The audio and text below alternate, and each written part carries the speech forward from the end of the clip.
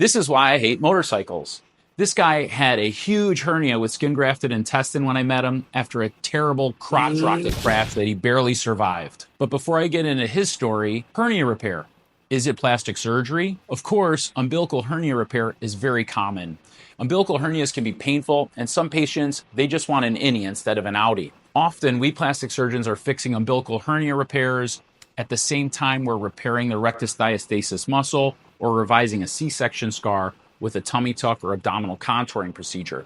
Fixing the muscle reinforces the repair and also helps flatten out the tummy quite a bit. Plastic surgeons look at the abdominal wall differently. Many patients not only want to fix the hernia or have the abdominal wall reconstructed, but want a contour that's going to look good as well, like these patients after prior breast cancer reconstruction using tissue from the abdominal skin and fat. Or this guy who was born with multiple congenital duplications of his GI tract and was left with scars after multiple pediatric, abdominal, and thoracic surgeries. Sometimes when hernias are more complicated, we rely on general surgeons to help protect the intestines while we move the muscles back together, revise scars, and reconstruct the abdominal wall.